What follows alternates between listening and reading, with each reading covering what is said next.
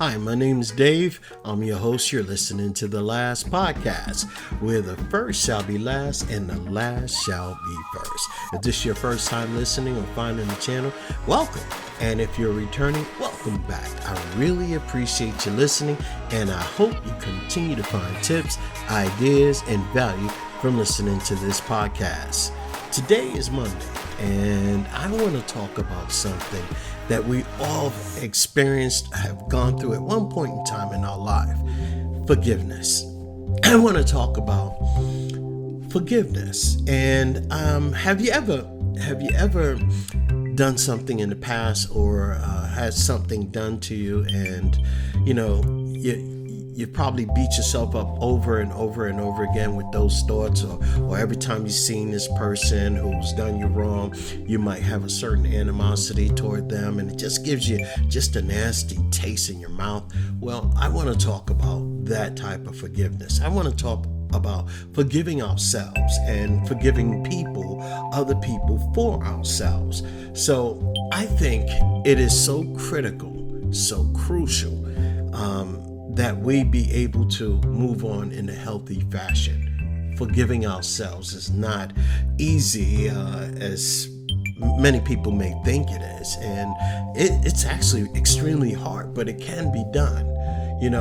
We just can't say I forgive you and all be forgiven, right? It's not like flipping on a light switch on and off. So it's not like we can just say, hey, no problem, I forget you and I forget everything that happened. No. Forgiveness is, in my opinion, it's kind of profound. It's a complex act, if you will, that involves our emotional state, our psychological state, and sometimes a physical process, if you think about it. So why is it important for us to forgive? I think it's about taking all those feelings that we have, and releasing those feelings, those emotions, anger, resentment, pain, to the experiences that we had or what we've experienced, the stigma and the negativity that is attached to those experiences, and just letting it all go. Let it drain from our existence. And forgiving is an emotional experience, right? It's done from the heart. Not so much the mind, but there is a part that is psychological. So we have to, I think, have both aspects. You may hear about forgiveness all the time, and people may say, oh yeah, I forgive. Oh yeah, I forgive that person. But before I go any further in forgiveness, I just want to mention what forgiveness is not, because I think that is just as important as the forgiveness. Forgiveness is not the reconciliation with the person who've hurt you, or reconciliation with the things that you might have done to someone else or have done something stupid. It's not living in denial about a person's action or your actions. Forgiveness is not about allowing the person to do the same behavior over and over and over again. Forgiveness is not having no consequences for the behavior. Forgiveness is not letting someone off the hook. It's letting you off the pain hook of holding on to all those feelings and emotions that no longer serve you in any kind of capacity. It's allowing you to productively move on without the baggage of the pain and the experience. So I think it's important that we know those things.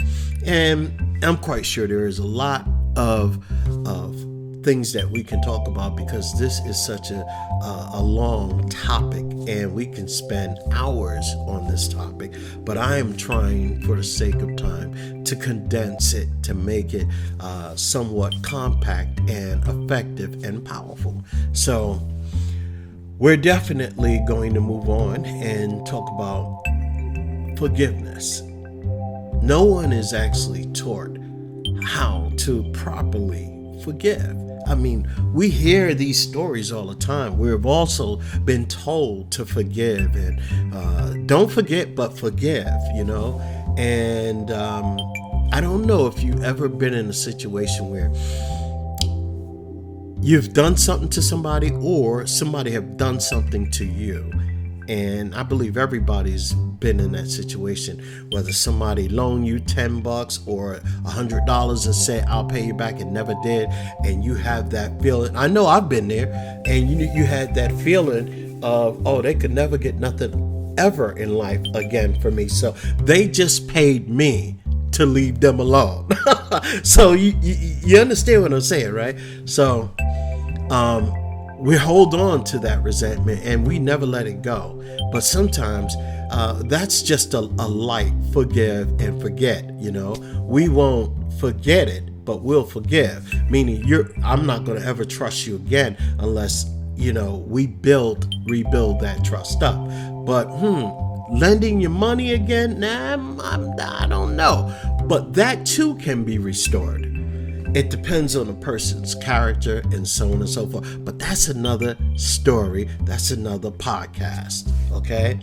So have you ever said to yourself, I forgive myself, or someone that, and later on in life, you beat yourself up about that same thing that you've said you've forgiven yourself for or someone else? What about convincing yourself that you've forgiven someone only to have the same feeling drudged up every time you see them? Have you ever been there? What about forgiving your significant other, whether boyfriend, girlfriend, or whatever, for something they have done to you, but the relationship becomes strained, damaged, without any reconciliation, or I would say to the point of breakup? Maybe you've said you've forgiven your parents for a horrible childhood you had, only to get on the phone and just start arguing with them and have those same old resentment feelings build back up and be drudged back up to you. Why does all that happen, right? That's because when we say we forgive, we didn't really forgive. We didn't go through the proper manner or the proper sequence to forgive. If you truly forgiven someone or another or yourself, these feelings would not be drudged up. I mean, and I'm gonna tell you a quick story. Someone borrowed money from me, and it was quite a bit. And it was a couple of hundred, not a couple, several hundred, let's just say that. And they said they would give it back to me on a specific date. And when that date came, I've never heard from them. I let maybe 2 days pass and still didn't hear anything. So I decided, let me call. And, I didn't really think anything of it at first, but then they didn't answer my call. And I'm saying, well, wait a minute. Are they trying to duck me? Did they just take this money and say, I don't have any intentions of paying Dave back? Well, I went through all of those. I even went through so many feelings and anger because I actually counted on that money coming back to me. But as time passed, I realized I haven't seen the person in months. And just like a company, over a period of time, we'd write that off. I didn't sell the debt to anyone. I wrote it off. And I said, you know what? I got to release this because that anger is bothering me. I got to let it go. I got to forgive this person. And I have to make sure that these feelings don't come up again. So I say that to say this. When I finally saw the person, maybe a year and a half later, almost close to 2 years, I no longer had any ill feelings. But the minute I saw them, I said, I wonder what happened to my money. I wonder if they'll even say anything to me, or they're going to act up. They're going to pass me by like I didn't exist.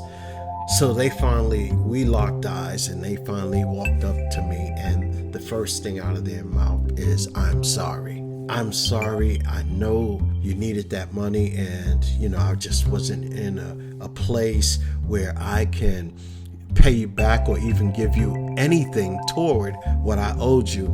And, I was terribly ashamed. Wow.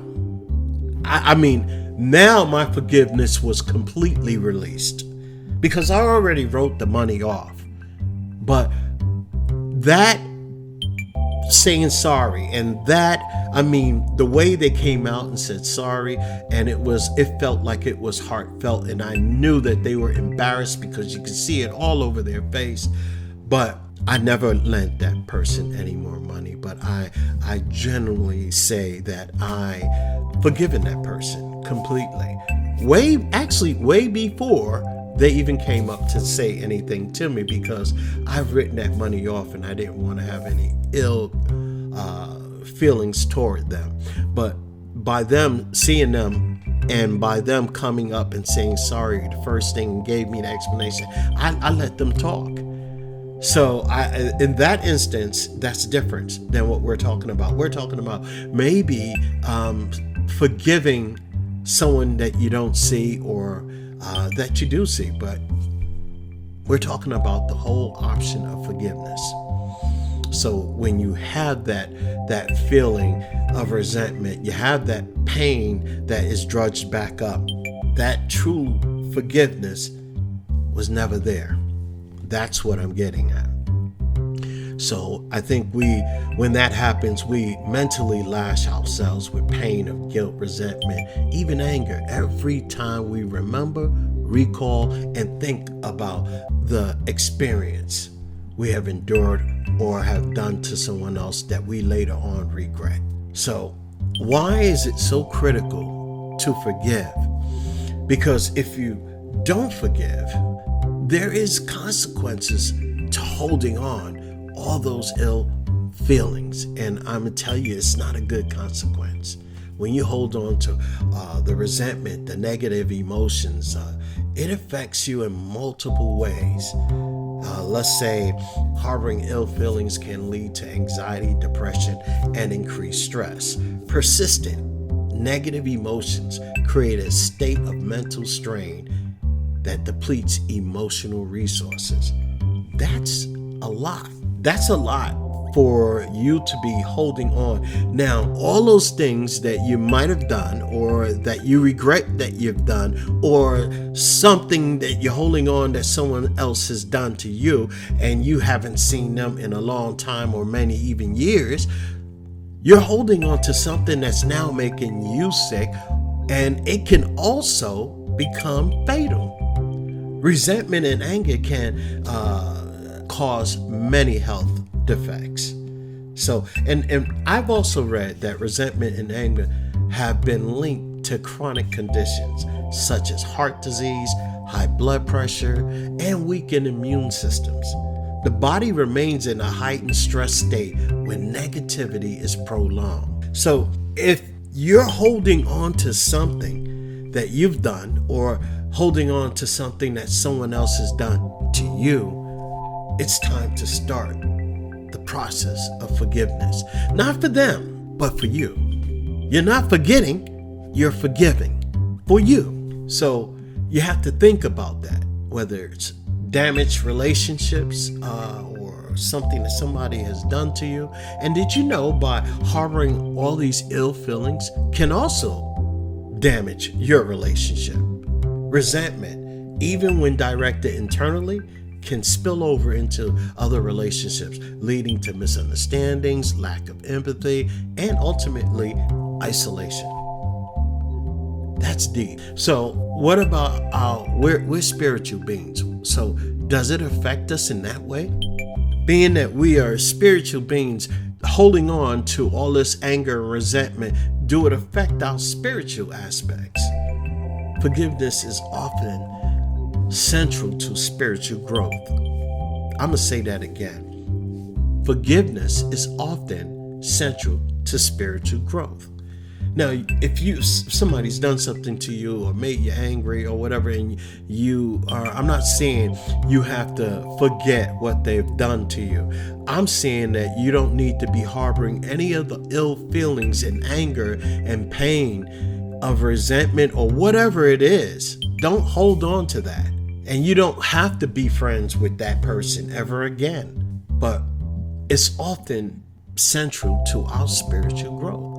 Holding on to resentment can create a barrier that prevents you from experiencing peace, growth, a connection with others and with your family or even yourself. I'm going to say that again so you can really understand what that really means. Holding on to your resentment can create a barrier that prevents you from experiencing peace, growth, and connection with others and yourself. So, is it really worth holding on to resentment, the pain, anger, the trauma?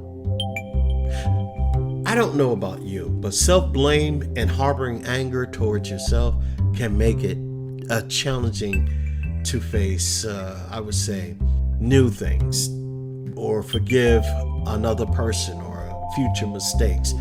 It can reduce your overall resilience and self-confidence. Not forgiving. I think forgiving is also a way to say I am moving forward without the baggage, without the pain, without saying that I'm still stuck in that moment. So in order to go through all of that, what happens if we actually go through the right forgiveness process? What becomes of it? So before we get there, forgiveness is not only about forgiving someone. Forgiveness is about a healing process. That's right. When we forgive ourselves, when we forgive others, we go through a metamorphosis, a healing process, and we have to come out on the other end of the forgiveness. So how do we forgive? What's the first thing that we need to do? We got to start by being honest with ourselves and honest about being aware of our feelings toward whatever the experience was, the situation. To give or forgive, I would say, we have to reconcile with our feelings from the trauma, anger, shame, guilt, jealousy, and the pain of what we've experienced. We must have complete awareness of our emotions and own them first. So this requires us to, I think, be or write down, because you just ain't going to remember every detail, but write down your feelings, your emotions, your thoughts. It involves you, and this is not easy, but that's why forgiving or forgiveness is not easy, because it involves you to examine all the trauma, anger, and the guilt, and the ill feelings you have toward someone else, yourself, and you have to let it go. Why is it important? As I just say, it's so critical. If you don't go through that process, you'll be dealing with a lot of ill feelings toward yourself or that person, and you, I believe, will be damaging not only your own state of mind, but it could damage your physical health. So forgiveness is about releasing all of that, analyzing it, going through it, and releasing all that ill harbored feelings and emotions that are attached to an unpleasant experience. It'll allow you to heal properly without causing harm to your psychological or physical self. The consequences of holding all those ill feelings can cause anxiety and depression and increase stress that you don't need or want. So what happens, and I am trying to really condense this, what happens when we forgive, right? When we embrace forgiveness, what happens? It opens the doors to various positive outcomes, improve our mental and emotional health. Letting go resentment reduces stress, anxiety, and depression, leading to a greater mental clarity. And guess what? It's going to lead to peace. Peace from all the worry. Enhanced physical health. When we forgive, it reduces our stress, so it also positively affects our physical health, lowers our blood pressure, a healthier heart, and even improve our sleep. Wow, that's powerful. Now, it also does something else. Forgiveness fosters empathy and understanding. So when we forgive ourselves, and you become more compassionate toward others, which strengthens your personal relationships. So it also, if you look at our esteem, right, our self-esteem, letting go of self-blame builds resilience. It also builds confidence. Self-forgiveness is an act of self-respect, self-love, allowing you to view yourself with kindness and understanding. After all those years or all that time you've been harboring all those ill feelings, it's time to show yourself, mentally and physically, some self-love. But I also mentioned something before. Forgiveness allows you to evolve beyond your mistakes and your past hurt. It enables you to make choices based on love and compassion rather than fear and resentment. I spent enough time on this. I hope you received something, but forgiveness is not about condoning harmful behavior or allowing yourself to be, I would say, mistreated. It's about releasing the grip of the pain and embarrassment or guilt and allowing you freedom from all those feelings. Self-forgiveness and forgiveness of others are processes that vary for each person, but the benefits are universally significant. Holding on to ill feelings weighs you down and creates a barrier. I would say that would be a barrier that you don't want to bear, but going through the process will lead you to true peace and joy. By letting go, you choose a path toward healing, growth, and a more fulfilling life. I want you to understand how powerful the power of forgiveness is. Apply it in your life. Take time and let yourself heal. You've listened to this over and over probably, but I hope that you got something from this. And again, you're listening to the last podcast. My name is Dave. I thank you so much for listening. And like I said, I hope that you can apply some of these things in your life and start being on the path of a healthier journey moving forward. Thanks again for listening to the last podcast. And by the way, I will have, within the next week or so, I will mention it on one of the podcasts. I will have this all set up in a pamphlet, and I also have a couple of worksheets that you can go through to help you move forward and help you foster a better life for yourself in forgiveness, love, and strength. So thank you for listening, and I hope you have a fantastic week. Until next time, have a great day. Bye.